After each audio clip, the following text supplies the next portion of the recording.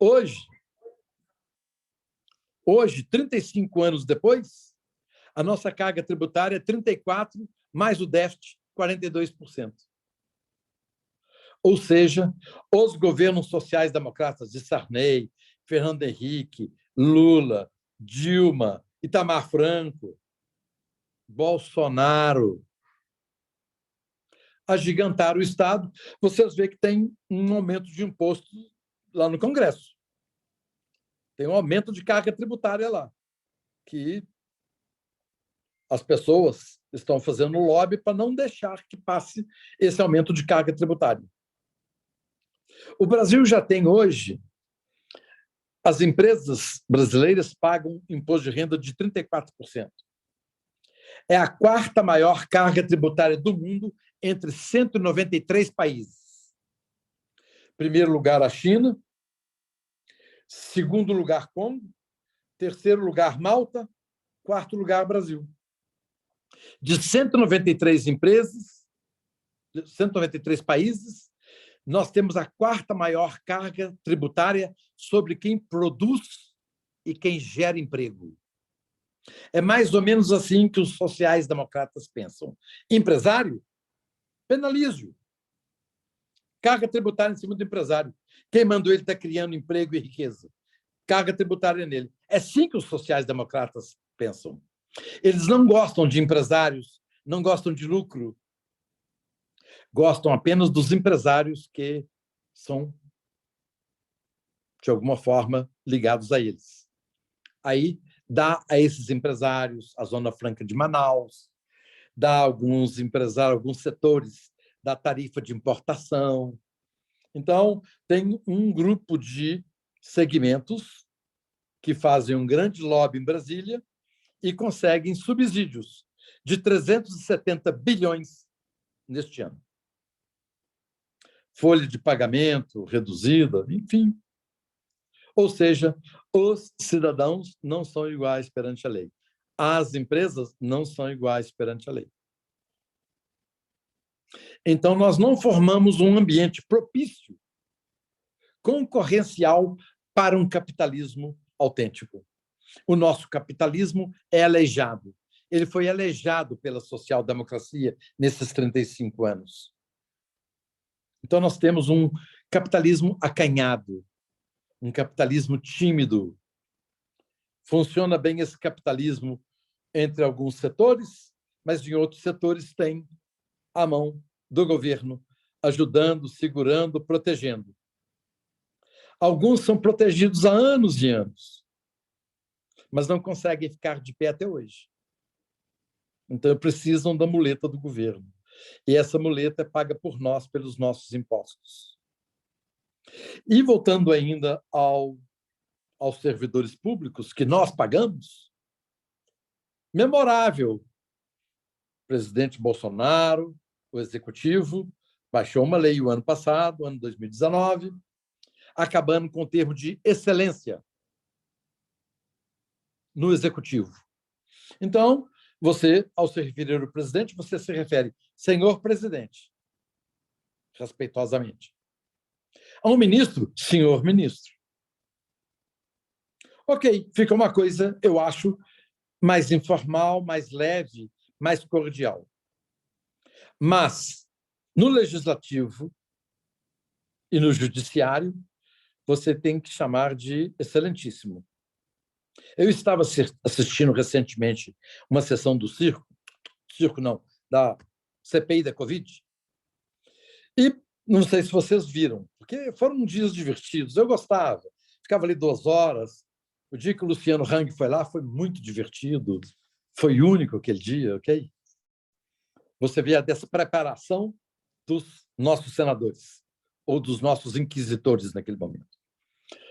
Numa certa hora, um pagador de impostos foi chamado a atenção por um servidor público que nós pagamos o salário dele, obrigando que o cidadão pagador de impostos o chamasse de excelência. Excelência é o pagador de impostos. Quando nós chegarmos a uma repartição pública, o correto seria o servidor, pois não, Sua Excelência, em que posso atendê-lo. excelência, se tiver que existir alguém, somos nós os pagadores de impostos. No entanto, vocês viram na CPI da Covid, senadores obrigando o indivíduo, o pagador de impostos, a pessoa que paga o salário dele. Bem possivelmente, o imposto que aquela pessoa pagou era exatamente o salário daquela pessoa, daquele senador. E o senador fez um papel muito feio, chamando a atenção de um pagador de impostos. É porque a pirâmide do Brasil está invertida. O correto são os políticos deverem obediência aos cidadãos. Então, nós temos um país que é invertido. E nós temos que mudar isso. Porque na nossa própria Constituição, de 1988, que foi denominada de Constituição Cidadã, o nome é bonito. Quem pode ser contra uma Constituição cidadã? Olha que nome bonito. Você não pode ser contra. Eu sou contra a Constituição cidadã. Se você fizer isso, você é um criminoso. Você, inclusive, com o atual STF, você pode ser preso. Porque nós não sabemos mais até onde vai a nossa liberdade, então é melhor não dizer. A nossa Constituição, ela trouxe duas categorias de cidadão, ela dividiu a sociedade brasileira em cidadão de primeira e de segunda categoria. Quem são um cidadão de primeira categoria? São os servidores. E quem são os de segunda categoria? Os pagadores de impostos. Quando deveria ser o contrário. Se tem que ser dividido, o de primeira categoria é quem paga a conta. E o de segunda categoria é quem recebe. Então, na nossa Constituição ficou claro que existem pagadores de impostos e consumidores de impostos. Só que os consumidores de impostos são cidadãos de primeira categoria. E vou lhes dar uma prova. Quando chegou a pandemia, o Ministério da Economia decidiu, por uma lei, que para assegurar empregos, que existia um desemprego muito grande que poderia acontecer, o Ministério da Economia reduziu a carga horária e, consequentemente, o salário dos trabalhadores da iniciativa privada. E, com isso, o Brasil foi um dos países que teve menor índice de desemprego. Deu certo. Deu certo. O bom é melhor que o ótimo. Os funcionários continuaram, os trabalhadores continuaram sendo empregados, tendo benefícios, plano de saúde, com um salário um pouco menor, mas não foram demitidos. E a empresa pôde suportar aquele custo, já que ela teve uma redução na carga de salários, da massa salarial. Deu tão certo que o Ministério da Economia resolveu fazer o seguinte: ok, deu certo. Vamos fazer o seguinte, nós vamos reduzir a carga horária dos servidores e, consequentemente, o salário dos servidores. Essa massa de dinheiro nós vamos entregar para os mais fragilizados, os mais necessitados, aqueles cidadãos invisíveis que viviam à margem do Estado e que, durante a pandemia, apareceram. Ok, isso foi para o Supremo, e agora eu vou fazer um pouco de chacota. Logo chegou no Supremo, opa, o Ministério da Economia, de jeito nenhum. Servidor público é cidadão de primeira categoria, não pode ter redução de salário. Mas usa da iniciativa privada. Iniciativa privada é de segunda categoria, pode ter redução de salário. Agora, o servidor público, não. Então, não foi permitido a redução da carga horária de trabalho com uma consequente redução de salários dos servidores públicos. Só isso eu já estou dando para vocês a prova de que existe cidadão de primeira e segunda categoria. O foro privilegiado é uma demonstração. Todos vocês aqui, pagadores de impostos, o Donzete, meu amigo, Jaqueline, nós somos cidadãos de primeira categoria, de segunda categoria. Se cometemos um delito, um crime, justiça normal. Agora, 55 mil brasileiros são de primeira categoria. Eles vão responder numa esfera especial para eles, cuja esfera você sabe que dificilmente condena. Então, isso é uma demonstração que há uma falha na nossa Constituição e na interpretação da nossa Constituição. E com 35 anos de governos sociais-democratas, foi se agigantando o tamanho do Estado.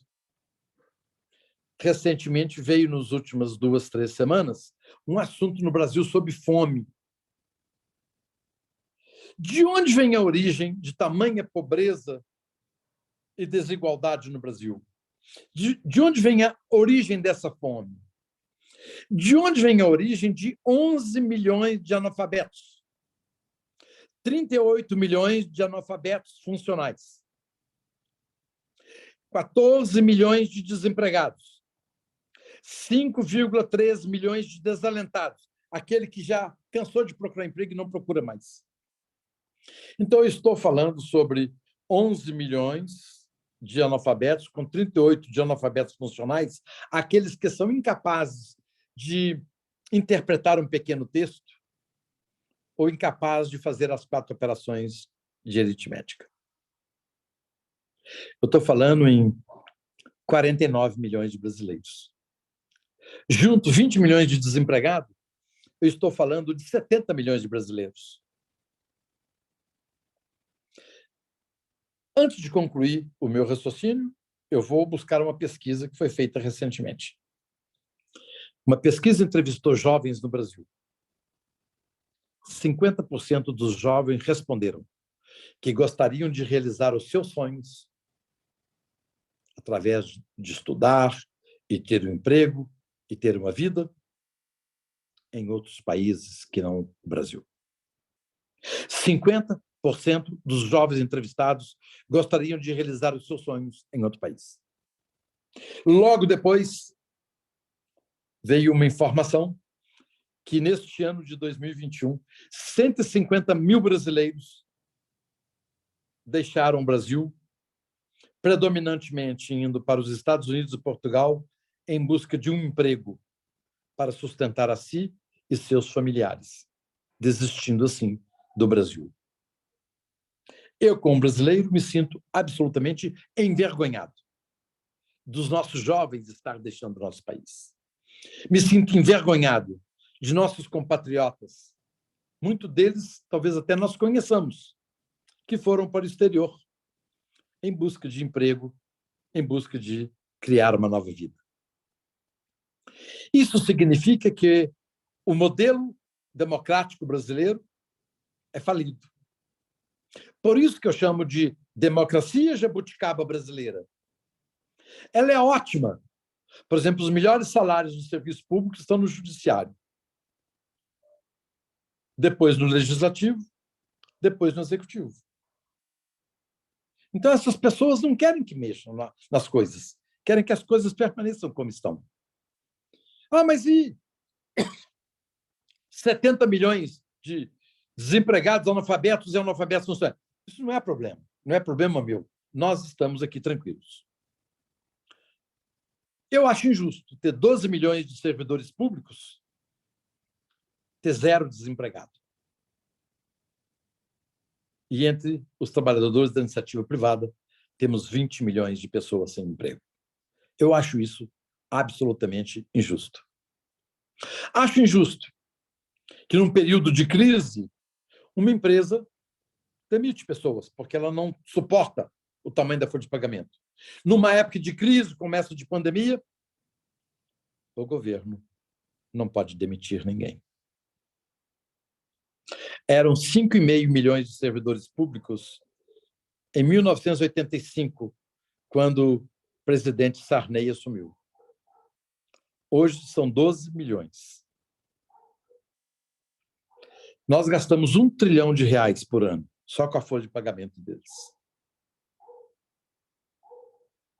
Então, a Constituição, mais 35 anos de governo social-democrata, agigantaram o tamanho do Estado, dobraram praticamente a carga tributária de 23% para 42%, aumentou a pobreza no Brasil, o analfabetismo não foi erradicado. Eu pergunto para vocês, por que não se erradicou o analfabetismo? Eu explico para vocês, dou uma explicação. Os governos sociais-democratas amam a pobreza, porque é a forma da esquerda chegar ao poder. a esquerda chega ao poder nos países que têm grande desigualdade e pobreza. Então, eles têm que manter isso, porque eles prometem muito no palanque e não cumprem suas promessas políticas. Então, eles precisam dessa classe pouco educada para ser manipulada nas eleições.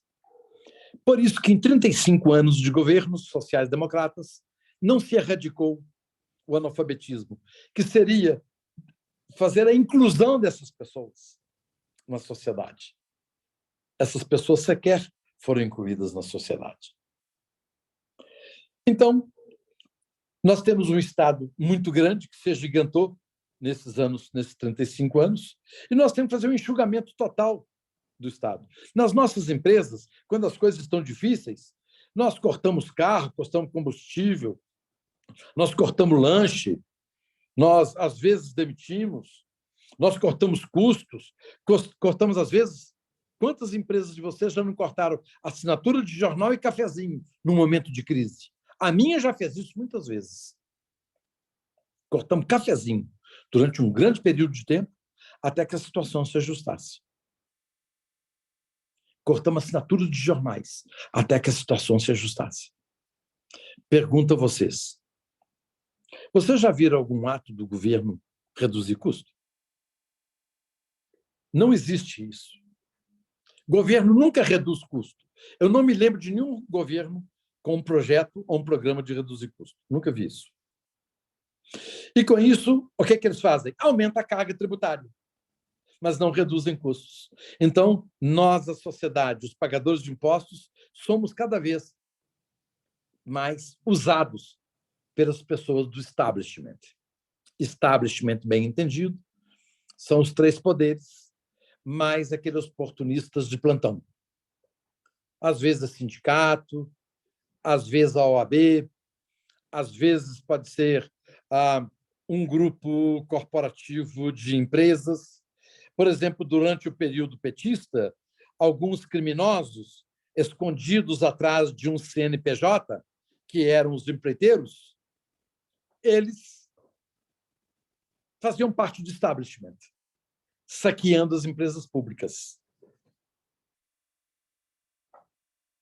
O establishment são todos aqueles que se utilizam da sociedade, se utilizam dos cidadãos. Então, nós precisamos reduzir o tamanho do Estado. Nós temos hoje uma grande quantidade de ministérios, secretaria, órgãos e setores que nem justifica existir mais. Os Estados Unidos é um país rico. É um país rico, os Estados Unidos. Tem dois senadores por estado. Brasil, país pobre, 3 senadores por estado. Ou seja, Estados Unidos, renda per capita $65 mil, 2 senadores por estado. Brasil, país em desenvolvimento, 3 senadores por estado. Não precisa 3 senadores por estado. Nós temos 531 deputados federais. Podia ser um para cada milhão de habitantes. 220 deputados, estava de bom tamanho. E eles iriam, inclusive, trabalhar um pouco mais. Nós temos que reduzir essa máquina. Mais ainda, o presidente do Senado e da Câmara reside na Península, em Brasília, em mansões que têm uma área de 10 mil metros. Mansão, inúmeros empregados. Muitos de vocês já devem ter conhecido a casa do presidente do Senado ou a casa do presidente da Câmara. O governador Romeu Zema, de Minas Gerais, em campanha, disse que não iria morar no Palácio da Liberdade. O governo tem um palácio aqui. Imagina, palácio. Por que nossos governantes moram em palácios? Gente, palácio é coisa de 200, 300 anos atrás. Se alguém da Suécia ou dos Estados Unidos lá no palácio, não me incomoda, porque são países ricos, não tem pobreza, não tem tanta desigualdade. Mas no Brasil me incomoda. Então, o governador Zema optou por não morar no Palácio dos Mangabeiras, que tem 34 funcionários. 34 funcionários. Ele alugou uma casa num bairro de classe média em Belo Horizonte, próximo da Pampulha. Ele alugou uma casa do bolso dele, alugou uma casa do bolso dele, trouxe uma empregada de Araxá e não usa o palácio do governo e 34 empregados, entre jardineiro, cozinheiro, garçom e tudo. Isso é um grande exemplo. Governador Zema é um exemplo. Não mora no imóvel público. Ele paga do bolso dele a casa que ele mora. Não é uma mansão. É uma casa confortável, modesta. Esse, sim, é um bom servidor público. Como pode um governador de Estado, um presidente da Câmara, um presidente do Senado, morar numa mansão com tamanha desigualdade e pobreza? Eu não conseguiria dormir jamais num ambiente desse. Isso iria contra os meus princípios. O governador Zema alugou, então, o Palácio Mangabeiras por um período de tempo para ser a casa-cor. Então, é uma casa-cor constante, centro de exposições, de artes, casa de eventos. Alugou e ficamos livres. O Estado ficou livre dessa despesa. Olha que exemplo fantástico, esse exemplo do governador Zema. Mais ainda, no Brasil, assessores têm praticamente alguns quase 100 assessores. Quase 100 assessores. Tem um que tem 99. E ainda acontece aquilo que vocês viram, né? Entre os seus assessores tem a rachadinha. Dá no que dá. Nós precisamos reduzir isso. Um senador deve ter quantos assessores? 3, 4? Ok. Mais ainda, nós temos que reduzir o número de municípios. Só Minas Gerais tem quase 900 municípios. 1/3 dos municípios do Brasil não tem arrecadação suficiente sequer para pagar a folha de pagamento. Mas ele tem prefeito, vice-prefeito, secretário do prefeito, secretários da prefeitura, tem vereadores com carro, motorista. Isso, gente, é capital improdutivo. Nós não podemos continuar com um país desse jeito. Nós precisamos reduzir o tamanho do Estado. Tem um livro que eu recomendo para vocês, que se chama Um País Sem Mordomias, de Cláudia Valim, uma jornalista brasileira. Sabe quanto ganha um vereador na Suécia? Suécia, $65 mil de renda per capita, não tem 1% de desemprego, tem mais celas nos presídios do que presidiário, tem mais banco de escola do que aluno, tem mais quarto de hospital do que doente. Suécia, não precisa dizer mais nada. Longevidade, tudo. O país, o sonho de desejo que todos nós queremos ter um país como a Suécia. Sabe quanto ganha um vereador? Ele ganha um notebook que devolve, no final do mandato, $200 por mês e trabalha home office. Trabalha home office. País rico. Aqui no Brasil, você sabe, salário de vereador chega até R$35 mil por mês. Então, com essa máquina desse tamanho, gente, está errado. O Brasil, depois do governo militar, os sociais-democratas e a Constituição brasileira desgringolaram o Brasil com um agigantamento do Estado. E daí a consequência foi tamanho desigualdade e pobreza. Nós precisamos reduzir o tamanho do Estado. O liberal acredita que nós precisamos de 6 ou 8 ministérios. Vejamos quais sejam. Hoje tem 23 ministérios. Ministério das Relações Exteriores, ok? Ministério da Defesa, não dá para ser isso estadual nem municipal. Ministério da Economia, Ministério da Infraestrutura, toda a infraestrutura do Brasil, telecomunicações, tudo.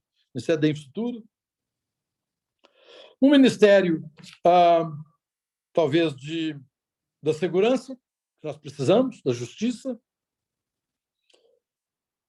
Nós não precisamos de Ministério de Direitos Humanos, nós não precisamos de Ministério da Educação, nem da Saúde. Eu sei, algumas pessoas pensaram, Salim, saúde e educação precisa. Não, não precisa. É um departamentozinho lá federal, mas, na realidade, a educação, saúde e segurança tem que ser municipal. O prefeito é que sabe. Recentemente, um governador que eu conheço muito, ele estava comentando conosco em Brasília, talvez vocês conheçam esse governador, ele estava dizendo o seguinte, eu tenho tanto dinheiro na educação que eu já estou trocando uniforme 2, 3 vezes por ano. Eu não tenho como gastar, mas eu estou precisando de posto de saúde. Mas se ele gastar em posto de saúde, ele vai preso. O Ministério Público pega ele. Ele tem que exagerar, talvez engordar os meninos, dar 3, 4 refeições por dia, engordar os meninos tudo, para ele gastar o dinheiro. É porque é dinheiro carimbado. Quando o político carimba dinheiro, vira isso. O governador desse estado, um estado crescente, um estado espetacular, não precisa de dinheiro para a educação. Precisa de dinheiro na saúde. No entanto, ele é obrigado a gastar na educação. Ele tem mais escolas e professores do que precisava. Chegou um ponto que já tem tanto professor que já está ficando aquele índice que incomoda. Um baixo número de alunos por professor, de tanto dinheiro que tem. Nós precisamos reduzir isso. Nós precisamos, talvez, dentro daqueles 6 ou 8 ministérios que eu falei para vocês, talvez precisamos ter um Ministério da Agricultura, Pecuária, Pesca, Meio Ambiente, Minas e Energia, parei por aí. A partir de 7, 8 ministérios, eu já discutiria se deve existir outros ministérios. Nós precisamos de mais Brasil, menos Brasília. Nós precisamos de mais município, menos Estado, menos Brasília. Então, da arrecadação brasileira total, nós defendemos que o município deva ficar com 45% da arrecadação. Manda para o município. Uns 30% vai para o Estado e os 25% para o governo federal, para a gente enxugar o governo federal. O governo federal só vai ter 5, 6 ministérios. A educação, a saúde, a segurança pública vai toda para a prefeitura. A obra de saneamento vai para a prefeitura. Como é que pode um burocrata dentro de uma sala, no Planalto, no Palácio do Planalto ou na Praça dos Três Poderes, tomar uma decisão para a educação de Oliveira, minha terra natal no interior de Minas? Não dá certo. Quem tem que tomar as decisões da educação, da saúde e da segurança da cidade tem que ser o prefeito. E o prefeito é fácil da comunidade pressionar o prefeito, porque o prefeito, todo mundo sabe onde é que ele mora, onde é que ele almoça no domingo na sogra dele, sabe onde é que está o irmão dele, a fazenda dele onde fica. Nós sabemos onde está o prefeito. E, para finalizar, para que a gente possa entrar na parte de debate, eu quero contar para vocês por que eu sou municipalista. Primeiro, nós vivemos no município, nós não vivemos em Brasília. Então, o dinheiro tem que vir para onde nós vivemos, e não para Brasília. E quando o dinheiro está para Brasília, vai o prefeito e o governador em Brasília, de pires na mão, pedir dinheiro. E aí fica os porcento. Né? Você sabe que tem que ter uma rede aí que acontece, que o dinheiro não chega no município o tanto que deveria chegar. Sou municipalista porque, há muitos anos atrás, nos anos 90, 1990, 91, eu fui aos Estados Unidos, eu estava em Minneapolis, e eu tinha um convite para poder ir para a região dos Lagos, ficar no chalé de um amigo meu na região dos Lagos. Então, era uma sexta-feira, nós acabamos as reuniões de trabalho e fomos para Mound, uma cidade que fica a 50 milhas de Minneapolis. Atravessando uma pequena cidade de Mound, uma cidade de 5 mil habitantes, eu presenciei e vi uma pequena, como se fosse uma greve.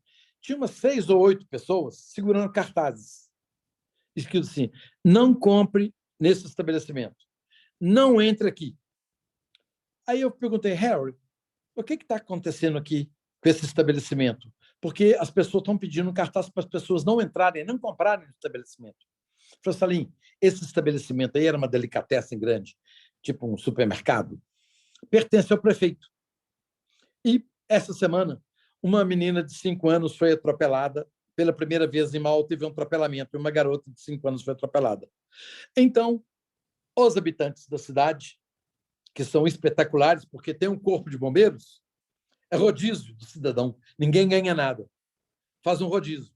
Eu trabalho quarta-feira de 6 à meia-noite, você quarta-feira de meia-noite às 6 da manhã, é um rodízio entre os cidadãos. Olha que espetáculo! Isso deixaria os comunistas com raiva de saber disso. A escola de música da cidade, os professores são voluntários. A esposa do Harry Dominici ensinava piano voluntariamente. Ela, 2 dias por semana, ela passava 2 tardes lá na escola ensinando piano sem cobrar nada. Olha que espetáculo de comunidade.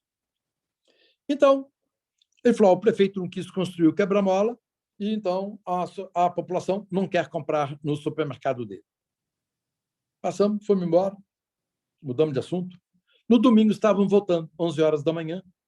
Eu falei, Harry, o armazém lotado, a quantidade de gente. Então, mulheres com crianças, carregando sacola, aquele ar de alegria, como se fosse um momento festivo. Eu falei, olha lá as pessoas comprando, as pessoas felizes. Ele falou, Salim, eu esqueci de te contar. No sábado, de manhã cedo, o prefeito colocou os 2 quebra-mola. Olha que espetáculo. Ok, prefeito, não coloca não, nós não compramos na sua delicatessen, no seu armazém, e você vai quebrar. E o prefeito colocou os 2 quebra-molas na cidade. Olha o poder que tem a sociedade em cima do prefeito. Para mim, o prefeito é a maior autoridade que existe dentro do município, porque ele vive o município. Ele sabe se está precisando calçar uma rua ou se está precisando de colocar água na periferia. Ele sabe. Coisa que o nosso deputado ou o nosso senador ou lá em Brasília ninguém sabe. Então, eu sou municipalista, por isso que eu defendo isso, defendo a redução do Estado e volto a reafirmar para vocês. Pessoal, eu acredito no futuro do Brasil. E o caminho é através do liberalismo, de um capitalismo autêntico que possa gerar riqueza e criar empregos para acabar com tamanha desigualdade e pobreza no Brasil. Obrigado. Muito obrigado, Salim. Vamos às perguntas. A primeira pergunta é da Eremir. Como podemos ter o Instituto Liberal e o de Formação de Líderes em Goiás? Que ótimo, porque essa era o meu fechamento, já vou adiantar aqui na abertura das perguntas. O que é o Instituto de Formação de Líderes? O Instituto de Formação de Líderes é um ambiente onde um grupo de jovens se reúnem semanalmente, normalmente segundas ou terças-feiras, de 7 às 10 da noite. Esse grupo de pessoas ele é preparado dentro de uma doutrina liberal e de liderança. Então, eles aprendem a ideologia liberal, entendem o que é Estado, o que é pagador de impostos, eles entendem o que é carga tributária, o que é democracia, o que é propriedade privada, livre iniciativa, livre mercado, princípio da subsidiariedade. Ou seja, é o ideário liberal. Eles são formados no ideário liberal. E esses jovens têm contato com o prefeito da cidade, com o governador, que são chamados para esses eventos, e todos aceitam de muito bom grado. Deputado da sua região, às vezes o secretário do Meio Ambiente, num tema polêmico, e traz economistas de fora, políticos de fora, empresários, empreendedores para contar sua história, porque nesse instituto também se formam líderes. Esses líderes estarão em suas empresas, em seu ambiente de trabalho, e muitos deles poderão até se arriscar na vida política. Aqueles que quiserem. Então, essa formação se dá usualmente em 2 anos. é uma carga horária baixa, são 3 horas por semana, normalmente de fevereiro a novembro, e esses jovens aprendem como eles se lideram uns aos outros.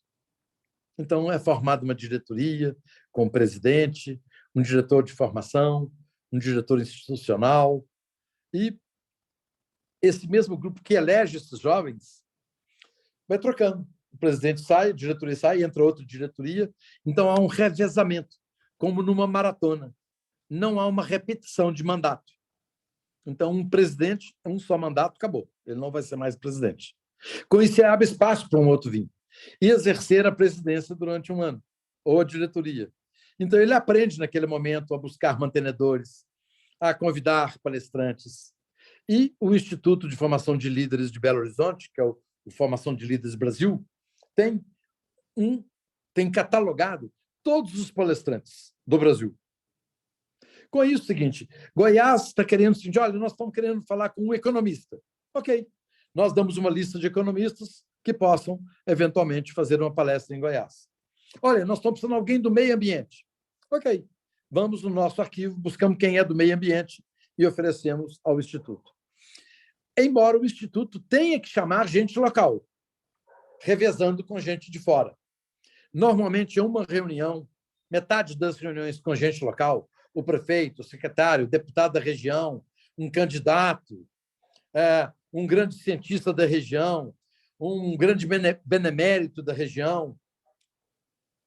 Às vezes, teve o caso de um catador de papel em Belo Horizonte. Foi chamado um catador de papel para poder contar a história dele. Então, nós ensinamos esse instituto como funciona, tem uma leitura, quais livros devem ser lidos durante o período de tempo, fazer a resenha desses livros, fazer alguns artigos e colocar em jornal, tem um sistema de pontuação de nota. É como se fosse um MBA de mercado. É um MBA. Só que, até então, nós não damos um diploma.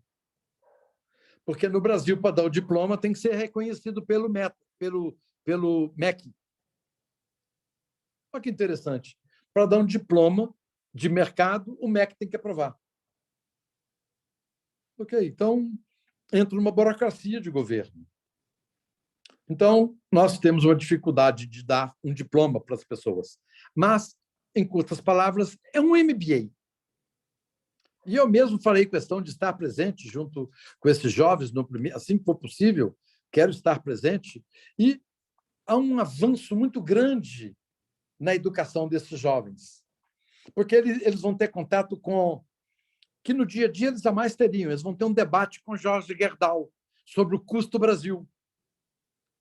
Vão ter um debate com Gustavo Franco sobre a moeda brasileira e sobre criptomoedas. Eles vão ter um debate com Ricardo Salles sobre o meio ambiente.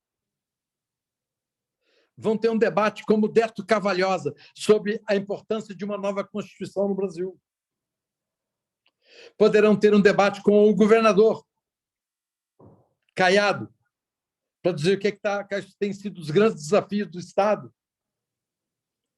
Poderão ter uma reunião com o presidente da Enel, para dizer quais são os planos de expansão da Enel no estado de Goiás. Então, eles vão ter oportunidade de ter diálogos, debates, Q&A com diversas pessoas que jamais ele teria. E ele vai participar de fóruns que acontecem em todas as cidades. Tem o Fórum da Liberdade de Belo Horizonte, tem Porto Alegre, tem São Paulo, tem Brasília. Às vezes, não dá para ir em todos os fóruns. Eu, até recentemente, antes de ir para o governo, eu ia em todos os fóruns. Eu ia no Fórum do Espírito Santo, porque cada fórum acontece no mês, que era o momento de eu ter contato com esses jovens. Muitos palestrantes eram meus amigos e pessoas que eu ajudei a levar lá, como eu lembro, em Vitória, o professor Ives Gandra. Então, era para poder receber o prêmio de liberdade e o discurso de abertura. E então eu fui no escritório do professor Ives Gandra, convencê-lo a ir para Vitória. Então, eu tive que estar em Vitória para se serenar o professor Ives Gandra. Então, e outra coisa, eu aprendo em cada fórum que eu vou, eu aprendo muito. Eu estou sempre aprendendo. Então, pelo tamanho do Estado, pelo tamanho de Goiânia, eu acho que se justifica, sim, ter um Instituto de Formação de Líderes em Goiás. E eu estou muito ansioso para que isso aconteça, Helenir, para que a gente possa ter muitas lideranças aí em Goiás, tem muitos jovens sequiosos por aprender, tem muitos jovens que querem contribuir para um Brasil melhor, para que eles não respondam àquela pesquisa: eu gostaria de realizar os meus sonhos em outro país. Por isso é que nós estamos formando esses jovens, para que eles possam, nas suas empresas ou em cargos de governo, ajudar a construir um país melhor. Podem estar certos que é uma excelente opção abrir um Instituto de Formação de Líderes em Goiânia. Aline, e quanto ao Instituto Liberal? Como poderia ser formado em Goiânia? O Instituto Liberal no Brasil, ele é o guarda-chuva maior, onde todos os institutos nasceram dele. É como se fosse a mãe de todos os institutos. Atualmente existem no Brasil cerca de 100 e tantos institutos no Brasil. Existe Instituto Liberal em Belo Horizonte, existe o Instituto Liberal em Porto Alegre, que se chama Instituto Liberdade, existe o Instituto Liberal em Uberaba, que fica aí perto de Goiás. Então, existem muitos institutos. Então, nós também ajudamos normalmente o Instituto Liberal é para os sêniors. Lá em Porto Alegre, os jovens que já passaram pelo Instituto IEE vão para o Instituto Liberdade, ou seja, os sêniors vão para o Instituto Liberdade. Então, o Instituto Liberdade é para pessoas sêniors, como vocês estão aqui. Então, já é uma discussão num nível maior. Não é semanal. Normalmente, uma reunião por mês, 10 reuniões por ano. Não há obrigatoriedade de ter todo mês uma reunião, mas toda vez que tem um assunto que aflige o país, é bom. Vão chamar o Henrique Meirelles para poder conversar sobre a economia brasileira. Ou vamos ouvir o Armínio Fraga, ou o Pércio Arida. Então, vai muito de acordo com o tema do momento. Por serem sêniors, os membros do Instituto Liberal não precisa de contrato de estatuto, não precisa de sede, recomendamos. Não gaste dinheiro com sede, não faça isso, não tem estatuto, faça informal. Eu tenho um grupo em São Paulo, eu, Jorge Gerdau, Jaime Garfinkel, da Porto Seguro, tenho o Ricardo Diniz, do Banco of America, Pedro Bueno, da DASA, Gustavo Franco, Fábio Barbosa, ex-presidente do Santander, o Salo Seibel, da Duratex. Nós somos 15. Há 6 anos, nos reunimos todos os meses. Não tem estatuto, não tem sede. Não precisa mais ter sede de estatuto, gente. Acabou esse troço. Então, nós somos um grupo informal. Nosso grupo se chama Freedom, perfeito? Independente do meu grupo, do Instituto Liberal, eu tenho esse grupo que somos todos nós empresários. Nós choramos nos ombros uns dos outros.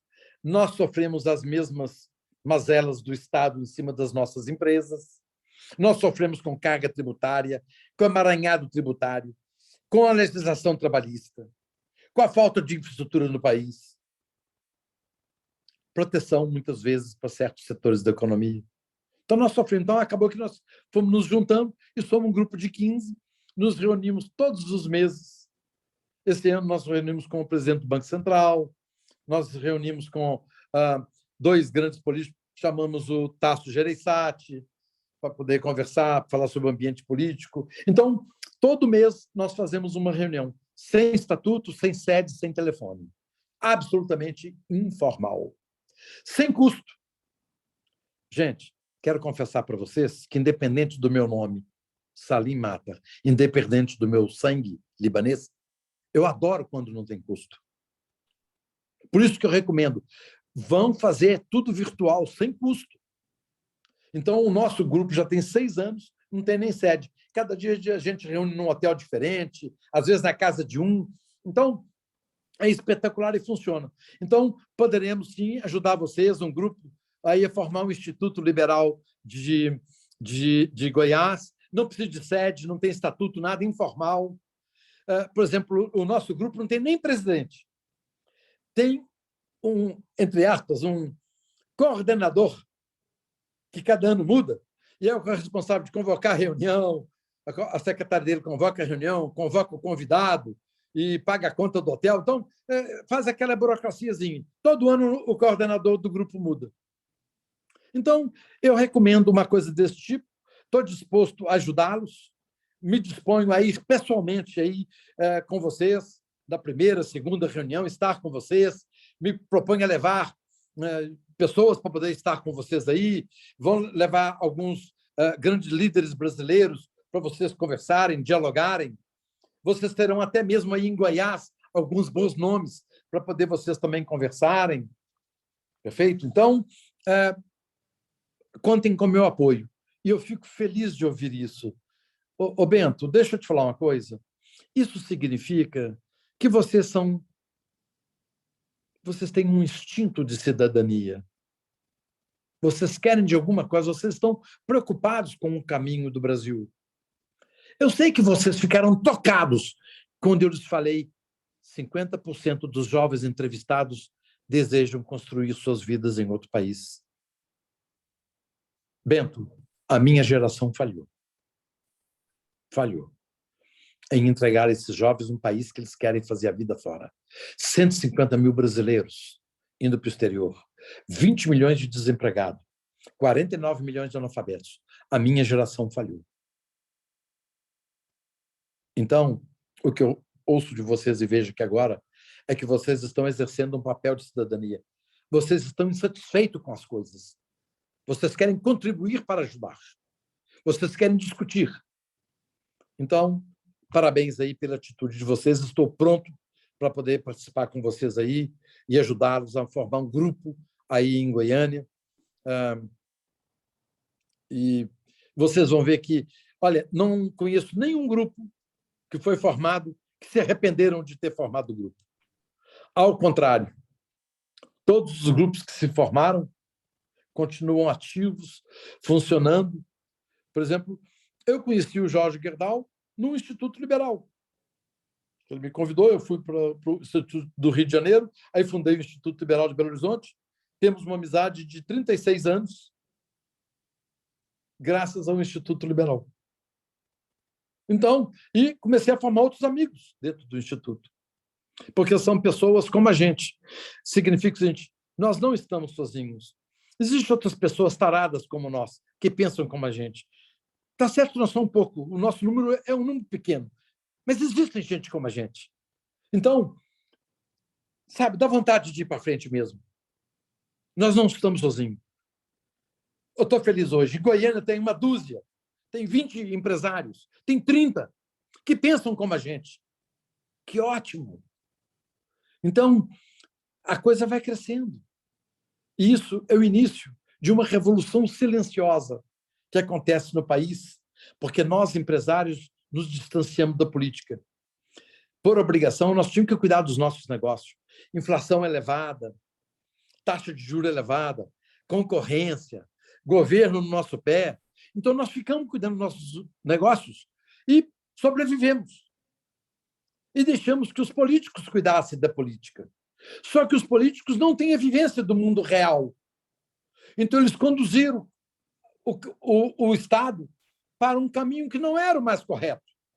Então, está na hora de nós, senhores políticos, nos ajudem.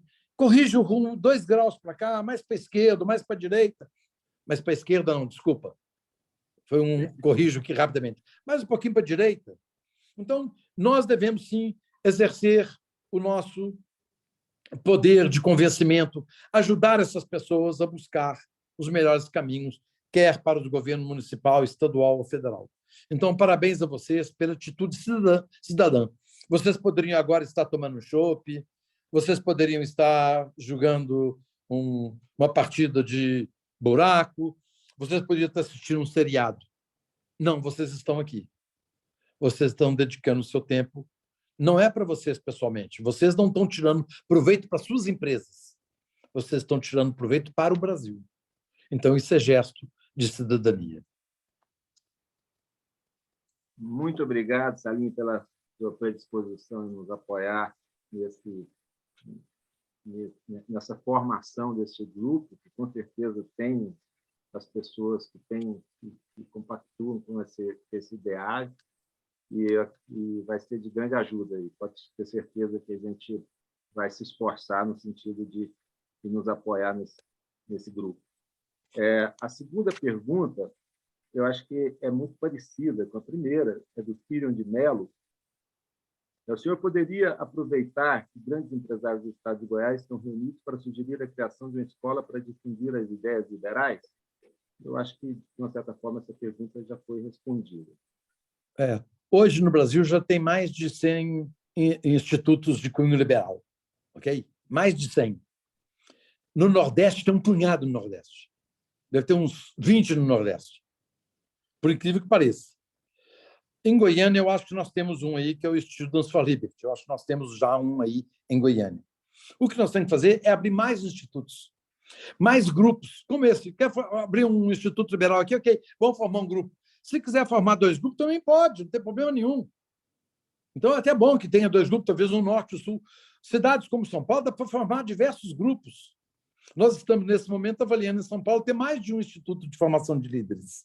Então, nós temos aqui, realmente, disseminar as ideias liberais, porque a maioria de nós somos liberais, mas nós não sabemos que somos liberais. Toda vez que nós achamos que as pessoas têm que ser iguais perante a lei e que não deve existir privilégios, lembre-se, essa pessoa é liberal. E eu tenho certeza que nenhuma dessas pessoas defende que as pessoas sejam diferentes diante da lei ou defende que existam privilégios. Outra coisa, gente, não é culpa das pessoas que estão recebendo privilégio. Não foram elas que fizeram as leis. Eu não estou aqui falando das pessoas. Eu estou falando da legislação brasileira. A legislação que está errada. Não são as pessoas. Nós temos servidores públicos espetaculares. Se não fossem eles, não, a máquina pública não funcionaria. Nós temos gente boa demais nos governos municipal, estadual e federal. E não é culpa deles. Benefício penduricalho, por exemplo, a justiça brasileira, toda vez que um juiz faz falcatrua ou vende sentença, ele ganha um prêmio. Ele é aposentado com salário integral e ele pode abrir uma banca de advocacia, pode cuidar da fazenda dele, pode abrir um comércio. Olha que maravilha! Ele rouba e ele é promovido.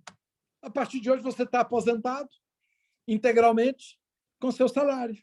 Então, o crime compensa no judiciário brasileiro. Por isso é que nós temos que lutar contra isso. A culpa não é do juiz que aposentou, não. Não condenem a pessoa. Condenem o sistema que está errado. Não são as pessoas que estão erradas. Então, nós temos que corrigir o sistema. Por isso que eu estou falando, nós temos que fazer mudança no Estado. As pessoas são boas. A legislação é que é ruim. Agora, claro que muitos juízes falam, pô, já que se eles me pegarem, eu vou ser aposentado com 35 mil reais e vou ter meu tempo livre, eu posso abrir uma banca de advocacia com meu sobrinho, com meu filho, eu posso abrir um negócio, posso cuidar da fazenda da minha mulher, pô, eu vou arriscar. Começa a vender sentença até o dia que ela é pego. O dia que ela é pega, eu falo, ok, eu já esperava por isso, então pode me colocar na aposentadoria compulsória, ou seja, no judiciário brasileiro, o crime compensa. Eu não estou querendo punir as pessoas. Eu estou querendo mudar a legislação. É isso que eu estou falando. Mudar o sistema. Salim, agora uma pergunta minha. Diante de situações emergenciais, né, que é o caso, pandemia, crises, como o caso de 2008, até guerras, né, o Estado é cobrado a agir. E, geralmente, vem acompanhado de um keynesianismo, né? Ou seja, o Estado mais intervencionista. E o liberalismo arrefece. Isso poderia ser diferente? Deveria ser diferente. Se nos Estados Unidos tivesse um republicano, talvez não tivesse tanta intervenção do Estado agora na pandemia. Se tivesse no Brasil um governo mais liberal, talvez não tivesse tamanha intervenção na economia. Essa intervenção vai custar caro, tá? Nossa dívida foi para 6 trilhões, de 4 para 6 trilhões. Significa que nós vamos pagar juros esse ano de 10%, 600 bi de juros, com juros de 10%. Então, quem está pagando isso é o pagador de impostos. Então, nós temos que deixar mais mercado trabalhar e menos governo, menos interferência. Se o nosso Estado fosse menor, a carga tributária seria menor e teria mais economia circulando. O keynesianismo, com a pandemia, foi abraçado em diversos países. É a hora em que os políticos fazem a festa. Duvido se tivesse Thatcher e Reagan se aconteceria isso. Não aconteceria. Mas eu quero dizer para vocês o seguinte: um governo liberal, nessa pandemia, sabe o que é um governo liberal? Liberal na acepção da palavra, ok? O presidente, a maioria do Congresso. Não adianta você ter 20 deputados liberal. A maioria do Congresso, Senado e Câmara dos Deputados, ok? Um governo essencialmente liberal faria o quê? Nós estamos precisando de quantos bilhões? 600 bilhões, ok. Petrobras, Banco do Brasil, BNB, Basa, quanto é que dá? Já deu 600. Ok, vende isso, já está resolvido o nosso problema aqui. Nós estamos precisando um pouco mais. Ok, vamos vender a Caixa Econômica, vamos vender a Eletrobras, vamos vender o Correios. Ok. Pessoal, nossas estatais valem R$1 trilhão. Os imóveis do governo federal valem R$2 trilhões. Eu estou falando que nós temos R$3 trilhões facilmente conversíveis em dinheiro. As empresas mais. Petrobras, 24 horas você... um mês. Um mês você converte a Petrobras. Prazo de avisar a CVM e tudo. 30 dias você vende a Petrobras 100 e tantos bilhões. Banco do Brasil, 30 dias, 100 bilhões. Eletrobras, se não tivesse toda essa burocracia, bastava mudar a lei, 30 dias você vende a Eletrobras. Coloca no caixa mais 60 bilhões. Então, é o seguinte, vou fazer uma comparação com uma família. Uma família tem uma casa de praia, a família tem um sítio, tem um barco no lago da represa mais próxima de Goiânia, que eu não sei qual que é o lago mais próximo, tem um barco grande. A família tem diversos carros, inclusive importados. E essa família entra numa crise financeira por algum motivo. O que a família faz? Vende o barco, vende os cavalos, que estão no sítio, vende o sítio, vende 1 ou 2 carros importados, compra um carro mais barato, e com esse dinheiro paga a dívida. Não é assim que nós fazemos? O governo federal faz o quê? Nada. Não vende nada. O establishment não quer que venda nada. O judiciário, o executivo e o legislativo fazem força para o Estado continuar grande, porque isso aumenta o poder do establishment. Então, eles não são favoráveis à redução do tamanho do Estado. Por isso que em nenhum momento de crise no Brasil se fala em vender nenhuma estatal. Onde que eles vão roubar dinheiro para a próxima eleição? Depois do Bolsonaro, realmente não houve roubo em nenhuma estatal. É verdade. Quem me garante que em outros governos não haverá? Quem me garante? Desde quando que eu me entendo por gente, Furnas é uma empresa que se roubava muito dinheiro dela. Semig, em Belo Horizonte, é uma empresa que a vida inteira roubaram dinheiro dela. Então, o que eu conheço, desde quando eu existo como gente, é que estatal é um lugar de roubo. Talvez as de Goiás não sejam uma exceção, ok? Mas as de Minas Gerais do governo federal não são exceção, ok? Então, nós temos, o Estado não tem que ser empresário. Imagina se o governo federal, Bento, vende todas as estatais 1 trilhão. Vende em 3 anos de governo, vende os imóveis, 2 trilhões. 3 trilhões. O que se pode fazer com 3 trilhões? Bem, eu vou pegar 600 bilhões e vou dar uma casa para 5.800.000 brasileiros sem teto. Construo 6 milhões de casas e dou para 5.800.000 brasileiros. Acabei. Não tem nenhum brasileiro mais morando debaixo da ponte. Acabou. Acabou com favela, acabou com tudo. Com 600 bi. Ou seja, vendendo Correia, Eletrobras, Petrobras, Banco do Brasil, já dá para poder fazer isso. Um governante não deve cuidar da qualidade de vida dos nossos compatriotas? Ainda sobrou 2 trilhões e 400 bilhões. O que eu vou fazer? Bem, eu vou acabar com o plano de saúde de senadores, dos nossos congressistas, do executivo e do judiciário. A partir de hoje, não tem plano de saúde para ninguém. Plano de saúde agora é só o SUS. O que vai acontecer? A Câmara dos Deputados aprova imediatamente 50 bi para comprar equipamentos para o SUS. No Senado, pega os 50 bi, passa para 70 bi, para aproveitar e aumentar mais 10 mil quartos. Aí vai no presidente, o presidente sanciona tudo, passa tudo. No mês que vem outra verba lá da Câmara dos Deputados, mais 10 bi, somente em equipamentos oncológicos. Aí o Senado acha pouco. Não, 20 bi, porque tem 2 mulheres senadores que estão necessitando. Então, passa para 20 bi só para comprar equipamento oncológico, porque eles têm que ir no SUS. O SUS brasileiro vai ser igualzinho o Einstein, vai ser igualzinho o sírio-libanês.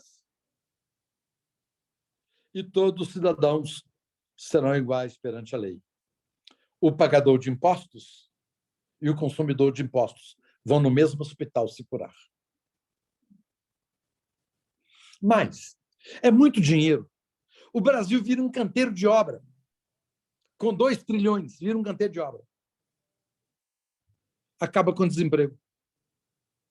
Gira a riqueza, aumenta a carga tributária. E aí vai. O que não pode é aumentar o tamanho do Estado. Porque a carga tributária brasileira de 23% foi para 42%, aumentando o tamanho do Estado. Nós temos que começar a reduzir a carga. Uma lei dizendo o seguinte: toda vez que o imposto chegar a tanto, reduzir de 17% para 16,5%. 16%, vai reduzindo o percentual para a carga tributária não subir. E outra coisa, durante 10 anos é proibido concurso público, não pode admitir, tem que ser digitalização. Nós vamos digitalizar o governo. Não é assim que nós fazemos nas nossas empresas? Nós não aumentamos pessoas, nós digitalizamos, automatizamos. E é isso que nós precisamos fazer. Então, não está difícil resolver o problema do Brasil. Nós temos um estoque de 3 trilhões de reais. Falta vontade política. Que um liberal faria isso com o pé nas costas. Venderia isso, enxugaria o tamanho do Estado. Gente, o TCU vai reduzir para 1/3 do tamanho, STF vai reduzir para 1/3 de tamanho, um punhado de órgãos vai desaparecer porque não precisa deles mais. Então, nós precisamos de um governo liberal, por isso que eu sempre insisto. O liberalismo é um atalho para a solução do Brasil. É um atalho. Ok. Nosso tempo acabou. Muito obrigado, Salim. Muito obrigado a todos que estão participando. Espero que isso deflagre um processo de maior articulação nossa nesse sentido, de trabalhar por essa ideia, por esse ideal. E agora eu quero passar a palavra para a Jaqueline para fazer os agradecimentos finais. Muito obrigado, Salim. Grande abraço. Obrigado, Bento. Um abraço. Salim, muito obrigada por ter disponibilidade do seu tempo. Sabemos que sua agenda é atribulada, mas para nós foi assim, um privilégio, uma grande honra te ouvir falar do liberalismo. Você sabe que eu sou sua fã de carteirinha, né? Então, assim, né, de hoje, são muitos anos, então você assim, realmente é uma referência para mim. Então, me sinto muito orgulhosa e muito satisfeita de te ver falar novamente, e agora essa nova pauta, essa pauta liberal que eu também adoro. E vamos fazer o nosso Instituto Liberal aqui em Goiás. Viu? Já está colocado, a Eleni já está no radar dela, isso aí, né, Eleni? E vamos falando. Quero agradecer ao Bento, parabéns pela excelente mediação, e aos líderes que estão aqui com a gente. A semente está lançada, agora vamos adubar, entendeu? E fazer crescer para que venha uma bela de uma colheita. Salim, muito obrigada, viu? por favor. Ana Carolina, minha assistente, está aqui presente.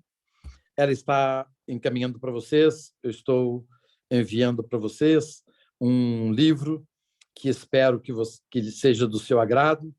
Vocês vão receber esse livro aí na próxima semana e me proponho duas coisas. Se vocês quiserem montar um Instituto Liberal, a Ana está à disposição.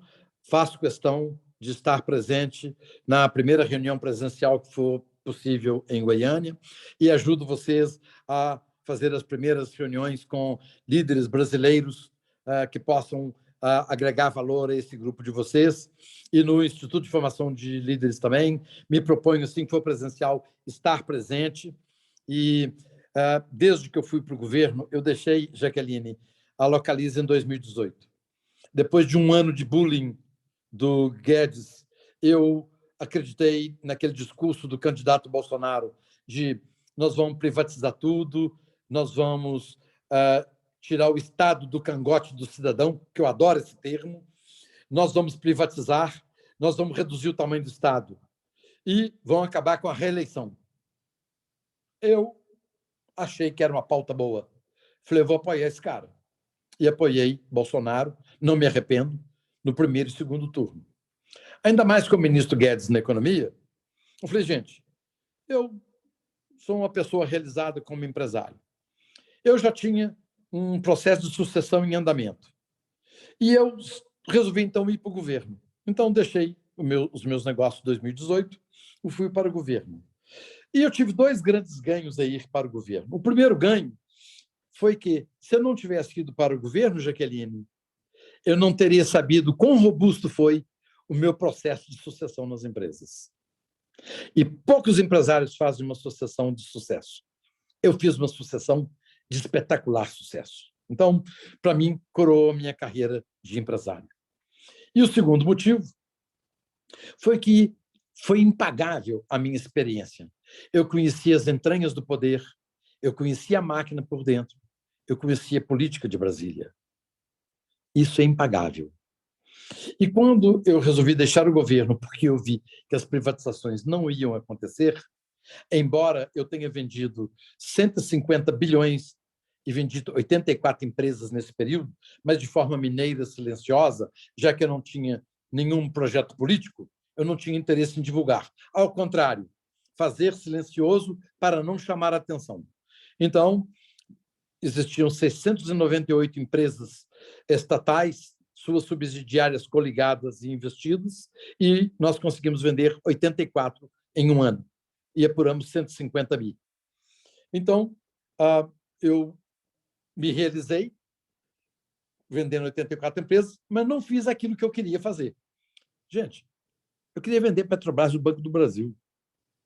Eu queria vender Eletrobras, eu queria vender todas as estatais, eu queria vender tudo. Isso era meu ponto de vista, minha vontade era de fazer isso. Então, eu fui para o governo.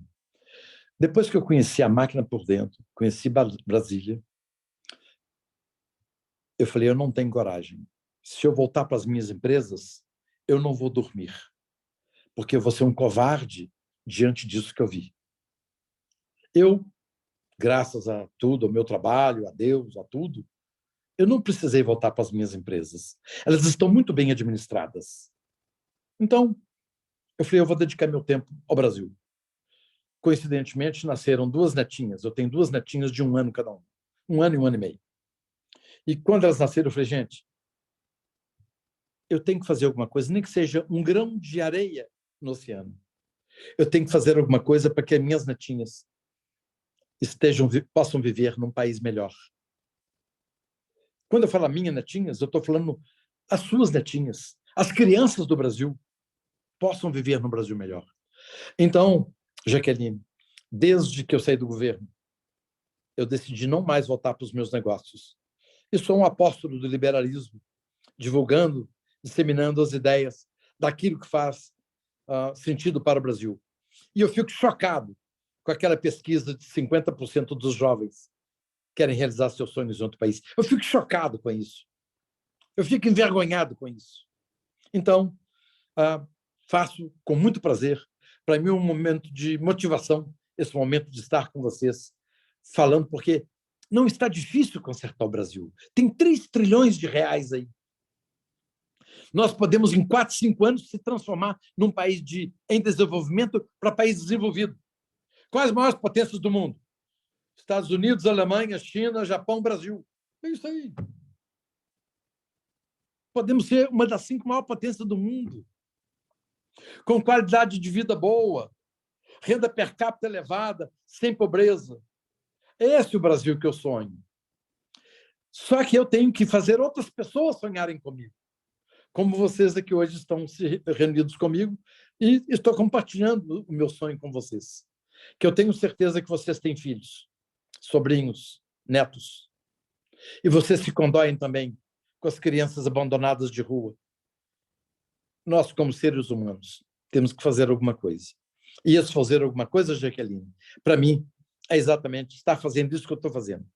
Sendo um apóstolo do liberalismo, divulgando e falando o seguinte: gente, não é difícil consertar o Brasil. O liberalismo é um atalho. E o capitalismo é a melhor forma de erradicar a pobreza e a desigualdade. Gente, muito obrigado a todos vocês. Estou à disposição para a reunião do Instituto Liberal e para a reunião do Instituto de Formação de Líderes. Foi um grande prazer e agradeço esse momento, essa oportunidade de estar falando com vocês. Eu acredito no futuro do Brasil. Obrigado.